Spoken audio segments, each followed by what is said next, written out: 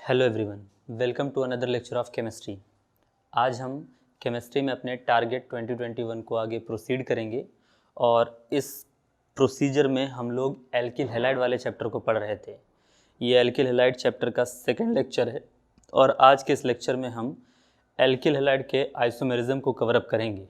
इससे पहले वाले लेक्चर को अगर आपने अभी तक नहीं देखा है तो उसको विजिट करें, उसमें मैंने नॉमेनक्लेचर पढ़ाया है। नॉमेनक्लेचर के अलावा एल्किल हैलाइड्स क्या होते हैं, उनको कैसे बनाया जाता है, इसके बारे में आपको थोड़ा आइडिया दिया गया है। मैंने मेथड ऑफ प्रिपरेशन नहीं बताएं, लेकिन एल्किल हैलाइड जनरेट कैसे होता है, उसका बेसिक क्या है, ये सब उस लेक्चर में आपको बता कर रखा गया है।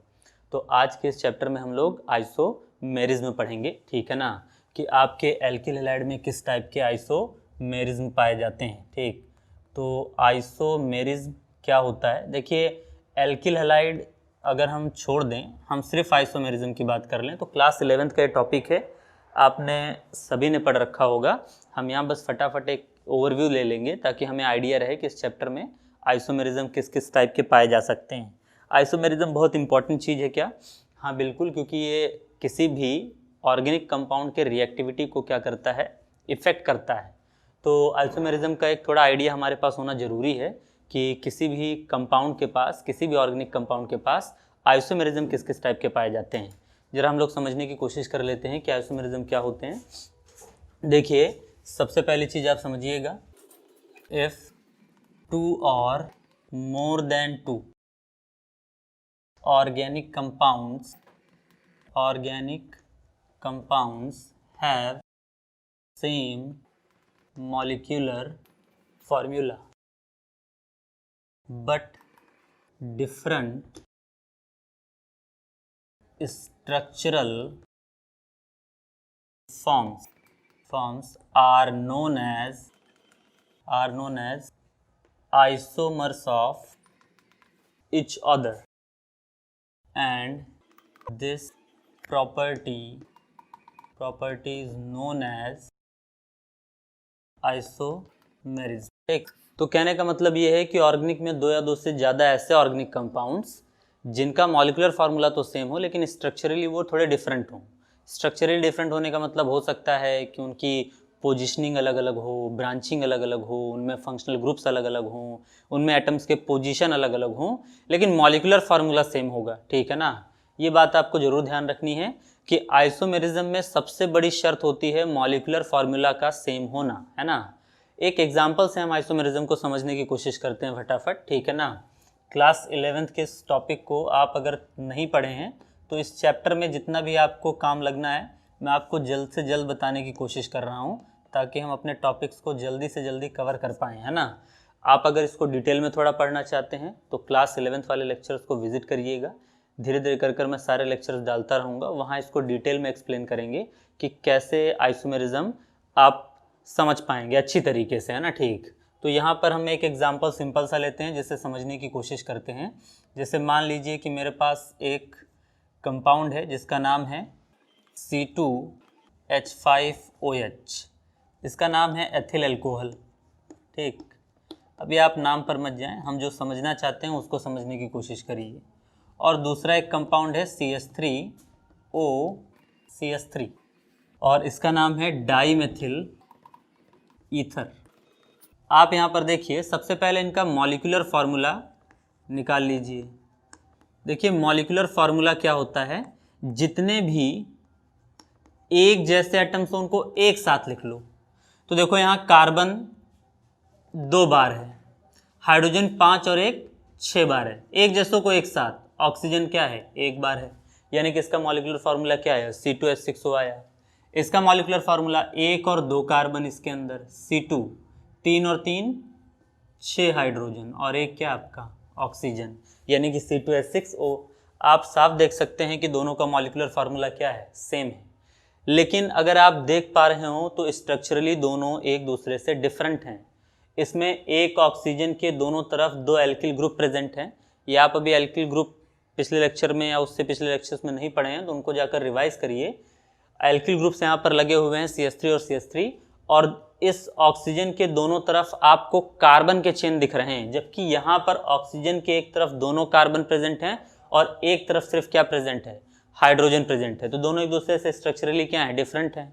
यानी कि स्ट्रक्चर के फॉर्म में उसके पास एल्कोहलिक फंक्शनल ग्रुप है, जबकि इसके पास ईथरिक फंक्शनल ग्रुप है ना। यानी कि मॉलिक्यूलर फार्मूला तो सेम, लेकिन वो एक एल्कोहल है और ये एक ईथर है, यानी कि दोनों में अलग अलग फंक्शनल ग्रुप लगे हुए हैं। ठीक, तो आप एक बात यहाँ से क्लियरली कह सकते हैं कि ethyl alcohol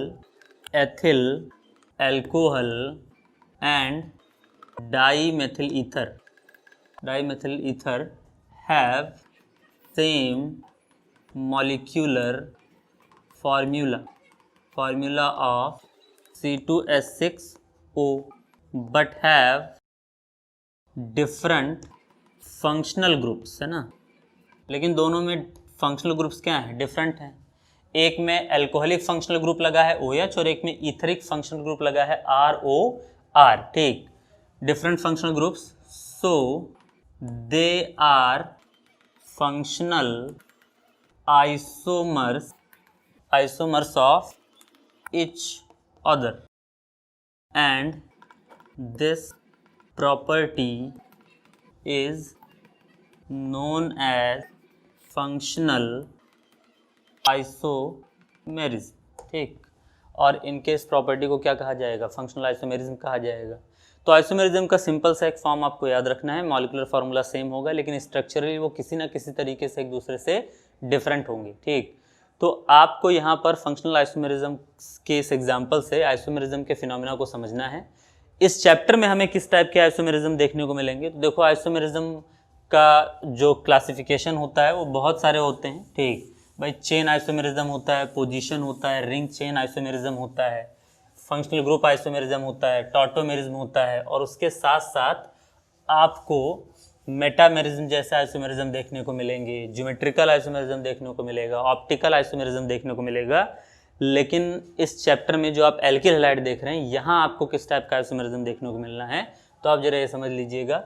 in alkyl halide mainly three types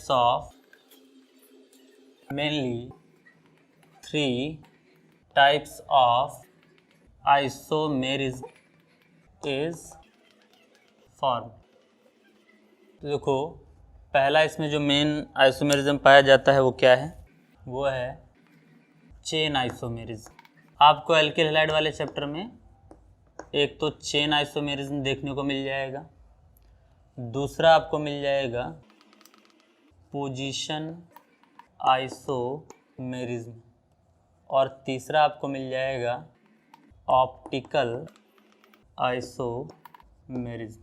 और इस चैप्टर के लिए ज़्यादा इम्पॉर्टेंट आपका क्या है, ऑप्टिकल आइसोमेरिज्म है। ठीक, तो ये तीन टाइप के मेनली इसमें पाए जाते हैं, जिसमें से भी इम्पॉर्टेंट आपके लिए ऑप्टिकल आइसोमेरिज्म है। हम तीनों को जरा एक एक कर देखते हैं। देखिए, चेन आइसोमेरिज्म की पहचान क्या है, समझ लीजिए जरा। सबसे पहली बात तो मॉलिक्यूलर फार्मूला सेम होगा, लेकिन इनके चेन में कार्बन का नंबर डिफरेंट होगा। अब इसको पहचाना कैसे जाए, मैं आपको एक सिंपल सा तरीका बताता हूँ। अगर आप वो काम कर ले जाएंगे तो आपसे चेन आइसोमेरिज्म पहचानने में कभी गलती नहीं होगी, है ना। सिंपल सा तरीका है, जरा देखिएगा एक एग्जाम्पल से। इन दोनों को बस मैं आपको एग्जाम्पल समझा देता हूँ। ठीक, ऑप्टिकल आइसोमेरिज्म क्योंकि इस चैप्टर के लिए ज़रूरी है, तो उसको हम थोड़ा डिटेल वे में देख लेंगे। एक एग्जाम्पल आप चेन आइसोमेरिज्म का देखिएगा और एक हम पोजीशन का देख लेंगे। ठीक, जैसे मेरे पास CH3 CH Cl CH2 CH3 है, और फिर CH3 C CH3 Cl है। ठीक, अब आप जरा समझिएगा, कभी भी आपको देखो ये एल्किल हैलाइड ही है, ठीक है ना। तो एल्किल हैलाइड का पहचान ये होता है कि उसमें कोई ना कोई हैलाइड जरूर लगा रहेगा, क्लोरीन, ब्रोमीन या आयोडीन। कार्बन की चेन है, इसमें क्लोरीन लगा है, उसमें भी क्लोरीन लगा है, यानी कि एल्किल हैलाइड है। तो एल्किल हैलाइड आते मान आप पहले बात तो तीन आइसोमेरिज्म के बारे में जरूर सोचिएगा, चेन, पोजीशन और ऑप्टिकल, है ना। तो देखो, ऑप्टिकल का तो अपना सिचुएशन ही अलग होता है, लेकिन चेन और पोजीशन को अगर आपको पहचानना है तो आप एक सिंपल सा तरीका समझिए। सबसे पहले मॉलिक्यूलर फार्मूला लिख लीजिए। चलिए हम इसका मॉलिक्यूलर फार्मूला लिख लेते हैं। मॉलिक्यूलर फार्मूला तो देखो 1 2 3 4 4 कार्बन है इसमें, 3 3 6 6 2 8 और 1 9 9 हाइड्रोजन है और एक क्या है, क्लोरीन है। इसका देखिए 1 2 3 4 कार्बन, 3 3 6 और 3 9 हाइड्रोजन और एक क्या है आपका क्लोरीन। मॉलिक्यूलर फार्मूला तो सेम है। उसके बाद इसका लिख लीजिएगा आईयूपीएसी नेम, ठीक है ना। चलिए इसका नेम लिखते हैं, आपको आईयूपीएसी नेम लिखना सिखाएं। लॉन्गेस्ट चेन 1 2 3 4 कार्बन का और 1 और 2 पर आपका क्लोरीन आ रहा है, तो नाम हो जाएगा 2 क्लोरो ब्यूटेन। 1 2 3 4 का रूट वर्ड ब्यूट, और उसमें मैंने आपको बताया था क्या लगाइएगा, एन। नेमिंग करने में आपको दिक्कत हो, पिछला लेक्चर आप विजिट करिए, उसका आईयूपीएसी नेम आपको लिखना सिखाया गया। ये 2 क्लोरो ब्यूटेन है, जबकि इसमें देखिए लॉन्गेस्ट चेन 1 2 3 1 2 3 1 2 3 3 का ही बन पा रहा है। 1 2 2 पर एक ग्रुप मेथिल लगा है और एक लगा है क्लोरो, तो नाम पहले क्लोरो का लिखा जाएगा, 2 क्लोरो कामा 2 मेथिल, और अब की बार 1 2 3 3 का रूट वर्ड होता है प्रो। चलिए अब मेन देखिए चेन आइसोमेरिज्म की पहचान क्या होती है, अब समझिएगा। अगर मॉलिक्यूलर फार्मूला सेम रहे और आईयूपीएसी नेमिंग में मेन चेन का रूट वर्ड, देखो मेन चेन, ये आपके मेन चेन का नेम था, मेन चेन का रूट वर्ड अगर अलग अलग हो, जैसे यहाँ ब्यूट है और ये क्या है प्रोप है, तो आप कंफर्म कह दीजिएगा कि वो किसका एग्जाम्पल है, चेन आइसोमेरिज्म का। इसी के जस्ट नीचे पोजीशन देख लें तो आपको चेन ज़्यादा क्लियरली समझ में आएगा। हम फिर एक बार इस पर और डिस्कशन करेंगे, लेकिन एक पोजीशन वाला एग्जाम्पल देखने के बाद सेम सिचुएशन लेते हैं, CH3 CH2 या CH Cl CH2 CH3 और CH3 CH2 CHCl CH2 CH3। सबसे पहली बात वही मॉलिक्यूलर फार्मूला, देखिए गिनिए 5 कार्बन है इसमें, 11 हाइड्रोजन है और एक क्या है क्लोरीन है। यहाँ भी गिनिए 5 कार्बन है, 11 हाइड्रोजन है और एक क्या है क्लोरीन है। आईयूपीएसी नेमिंग सीधी चेन है, लॉन्गेस्ट चेन वही होगा, 2 पर क्लोरीन लगा है, 2 क्लोरो पेंटेन, और इसका नाम स्ट्रेट चेन है, 5 ही कार्बन है, लेकिन अब की बार क्लोरीन 3 पर लगा है, 3 क्लोरो पेंटेन। अब देखिए ये पोजीशन का एग्जांपल है। पोजीशन को कैसे पहचानेंगे, अगर मॉलिक्यूलर फार्मूला सेम हो लेकिन आईयूपीएसी नेम में रूट वर्ड ना चेंज हो, मेन चेन का पेंट यहाँ पर भी है और पेंट यहाँ पर भी है, फिर फ़र्क किस चीज़ का हो, जो उसमें साइड ग्रुप्स लगे हों उनकी पोजीशन बदल गई हो। जैसे देखिए यहाँ पर क्लोरीन किस पर लगा है, सेकेंड पर, और यहाँ पर कहाँ लगा है, थर्ड पर। तो देखिए इन दोनों को समझने की कोशिश करिएगा। आप पहले मॉलिक्यूलर फार्मूला लिखिएगा, फिर आईयूपीएसी नेम लिखिएगा। अगर आईयूपीएसी नेमिंग में मेन चेन का रूट वर्ड बदल गया हो, जैसे ब्यूट और प्रोप हो गया है, तो बता दीजिएगा आंसर कि ये चेन आइसोमेरिज्म का एग्जाम्पल है।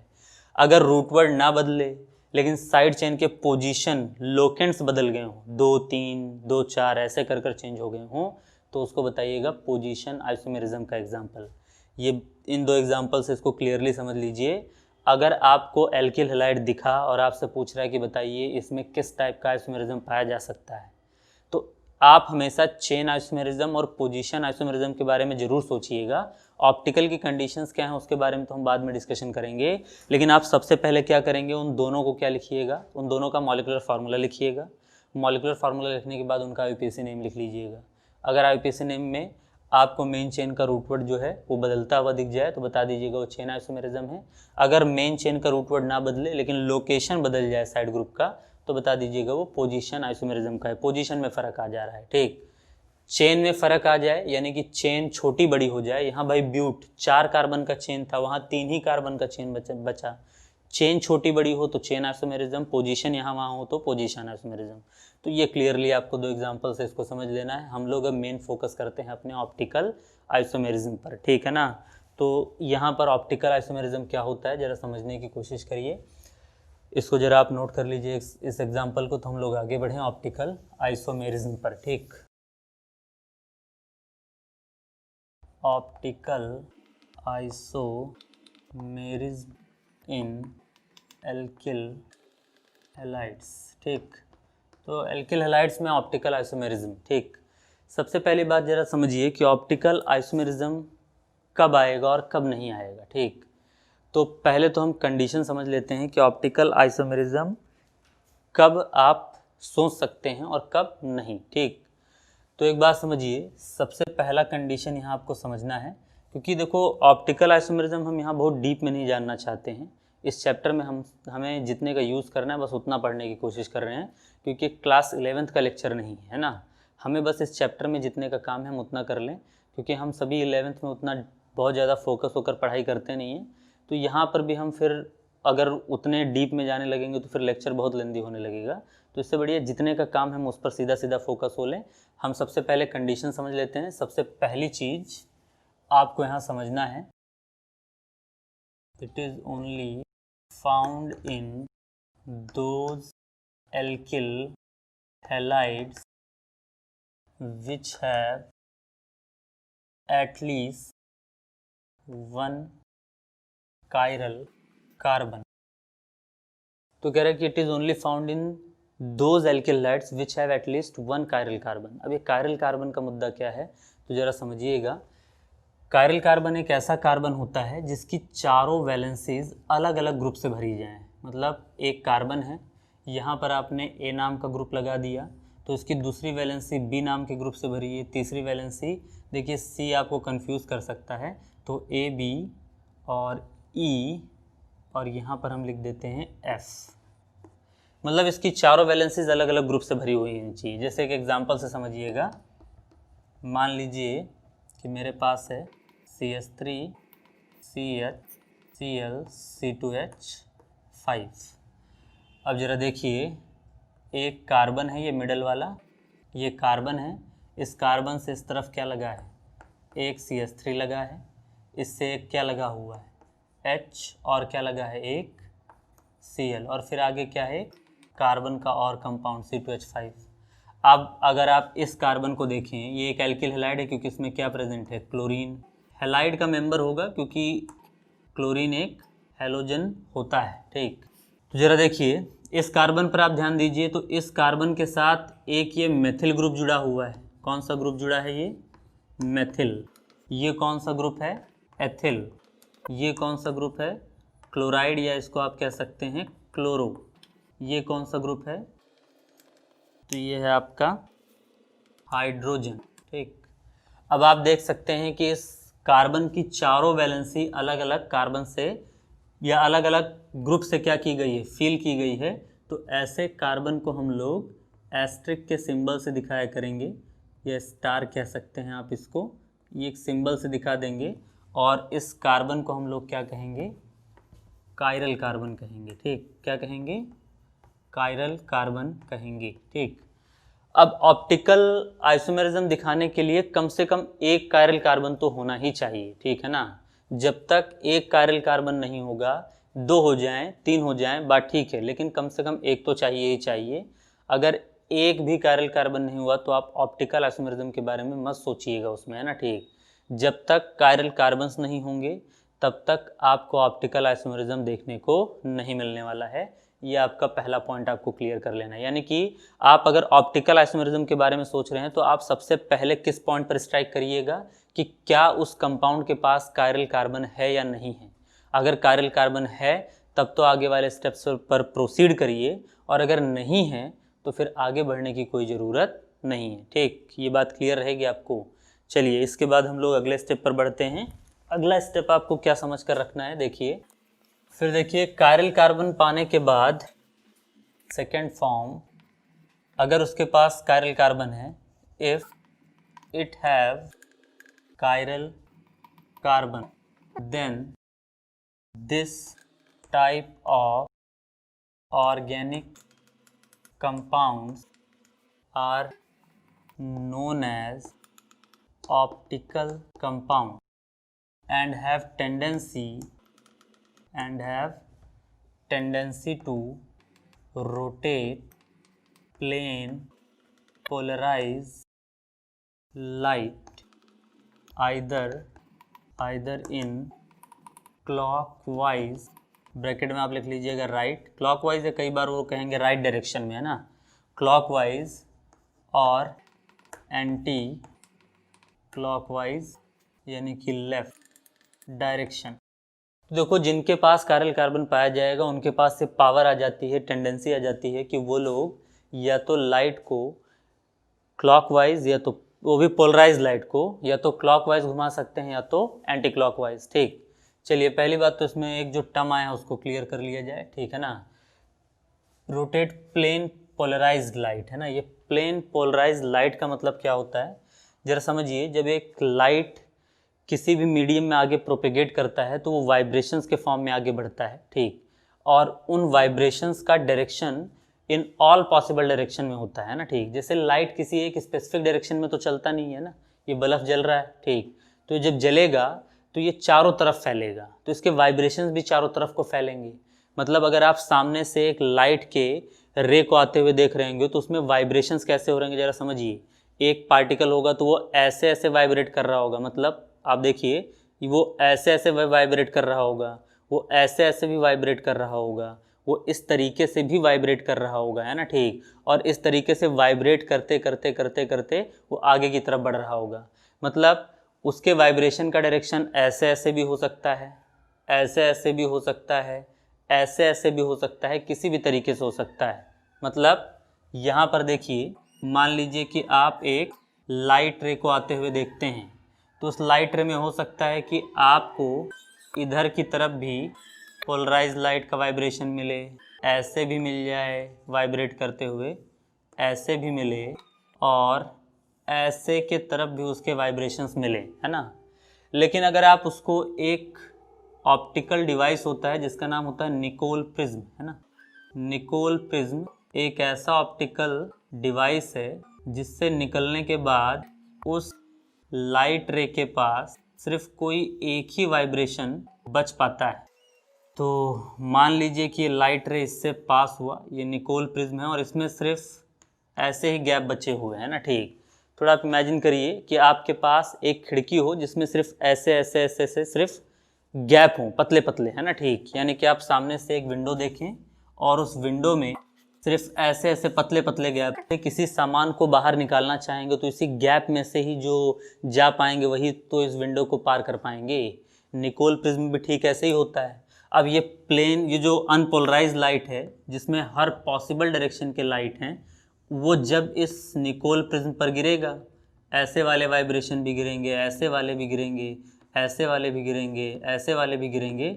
लेकिन इसमें तो सिर्फ दरवाजे कौन से वाले बने हैं, वर्टिकल डायरेक्शन वाले। तो इससे सिर्फ आर पार कौन निकल पाएगा, तो इससे सिर्फ आर पार निकल पाएंगे ये वाले, है ना, ठीक। देखिए ये बाहर निकलेगा, बाकी सबको वो क्या कर लेगा, रोक लेगा, ठीक है ना। और ये जो लाइट है इसको कहा जाता है पोलराइज्ड लाइट। अब देखो, पोलराइज्ड लाइट जो होता है, वो पोलराइज्ड लाइट जो आपका होता है उसके पास सिर्फ और सिर्फ एक वाइब्रेशंस होते हैं। मतलब या तो उसके पास वर्टिकल वाइब्रेशन होगा, हॉरिजेंटल होगा, क्रॉस होगा, कुछ भी होगा, लेकिन एक स्पेसिफिक डायरेक्शन में उसका वाइब्रेशन अब चल रहा होगा। यानी कि उसमें ऑल पॉसिबल वाइब्रेशंस प्रेजेंट नहीं होते हैं। तो ये आपको क्लियरली समझ कर रखना है कि पोलराइज लाइट का मतलब क्या होता है। अब अगर आपने एक पोलराइज लाइट बना ही लिया जिसके पास एक स्पेसिफिक डायरेक्शन है, और मान लीजिए कि ये एक कंपाउंड है जो ऑप्टिकल आइसोमेरिज्म शो कर सकता है जिसके पास कायरल कार्बन है, तो यहाँ से प्लेन पोलराइज लाइट आया और इस पार्टिकल से एंटर करने के बाद अगर वो राइट साइड में मूव कर गया, यानी कि क्लॉकवाइज घूम गया, लाइट ऐसे गया और ऐसे मुड़ गया राइट साइड में क्लॉकवाइज डायरेक्शन में, है ना, ठीक। और हो सकता है कि वो कहाँ मुड़ जाए, लेफ्ट साइड में भी। अगर राइट साइड में मुड़ेगा तो हम उसको dextro rotatory optical active compound कहते हैं, यानी कि उसके पास ऑप्टिकल आइसोमेरिज्म है और उसके द्वारा या उसके जो ऑप्टिकल एक्टिविटी की प्रॉपर्टी है उसको जो नाम दिया जाता है वो नाम दिया जाता है डेक्स्ट्रो रोटेटरी, ठीक है ना। यानी कि अगर आप एक प्लेन पोलराइज लाइट, एक सिंगल वाइब्रेशन वाला लाइट लेकर आते हैं और किसी ऑप्टिकली एक्टिव ऑर्गेनिक कंपाउंड से उसको पास करते हैं और पास करने के बाद वो लाइट राइट साइड में बेंड कर जाए या राइट साइड में मुड़ जाए तो उसको कहा जाता है कि वो डेक्स्ट्रो रोटेटरी है। और अगर वो लेफ्ट साइड में मूव कर जाए तो उसको कहा जाता है लेवियो रोटेटरी, है ना, ठीक। ये नाम कैसे दिए गए हैं, ग्रीक वर्ड्स हैं। डेक्स्ट्रो का मतलब होता है टू द राइट और लेवियो का मतलब होता है टू द लेफ्ट, यानी कि ऐसा आदमी जो राइट में ले जा रहा है और एक ऐसा आदमी जो लेफ्ट में ले जा रहा है, ठीक। तो आप अगर यहाँ पर इस प्लेन पोलराइज लाइट के सामने एक कंपाउंड रख देते हैं, एक ऑर्गेनिक कंपाउंड यहाँ पर रखते हैं और ये ऑर्गेनिक कंपाउंड से जब ये लाइट निकलेगा तो आप अगर ऐसे खड़े हैं तो मैं इस साइड को राइट कह दे रहा हूँ और ऊपर वाले को लेफ्ट साइड कह दे रहा हूँ, है ना।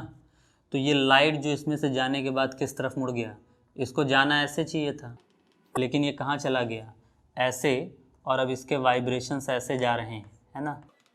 इसको स्ट्रेट जाना चाहिए था, लेकिन ये राइट साइड में मुड़ गया। तो ये जो ऑर्गेनिक कंपाउंड है इसको हम लोग क्या कहेंगे, डेक्स्ट्रो रोटेटरी। क्या कहेंगे, डेक्स्ट्रो रोटेटरी, ठीक। और अगर कोई ऑर्गेनिक कंपाउंड होता, जैसे मान लीजिए हम इस लाइट जो यहाँ बेंड हो चुकी है, इसके सामने एक और ऑर्गेनिक कंपाउंड रख दें, और इसमें से लाइट जाने के बाद अब देखो इसको इस पाथ पर जाना चाहिए था, लेकिन ये मुड़ जाए कहाँ भाई, ये इसका आपकी राइट था, ये क्या था, लेफ़्ट था। अब की बार ये लेफ़्ट में इस तरफ को मुड़कर जाने लगे, और इसके वाइब्रेशन सब यहाँ जा रहे हैं। तो अब इसको क्या कहा जाएगा, ये वाले ऑर्गेनिक कंपाउंड को क्या कहा जाएगा, लेवियो रोटेटरी। तो जो organic compound plane polarise light को राइट साइड में मोड़ दे उसको डेक्स्ट्रो रोटेटरी, और जो लेफ्ट साइड में मोड़ दे उसको क्या कहा जाता है, लेवियो रोटेटरी कहा जाता है, ठीक। तो किसी भी कंपाउंड में, ठीक है ना, लाइट को अगर बेंड करने की प्रॉपर्टी आती है तब हम उसमें ऑप्टिकल आइसोमेरिज्म पढ़ते हैं। हर ऑर्गेनिक कंपाउंड के पास लाइट को बेंड करने की प्रॉपर्टी नहीं होती है। जिनके पास कायरल कार्बन्स पाया जाता है वही सिर्फ लाइट को क्या कर सकते हैं, बेंड कर सकते हैं, और जो लाइट को बेंड कर पाएंगे उन्हें हम ऑप्टिकली एक्टिव कंपाउंड कहा करेंगे, और उनके अंदर ये जो आइसोमेरिज्म दिख रहा है इसे हम ऑप्टिकल आइसोमेरिज्म कहा करेंगे, ठीक।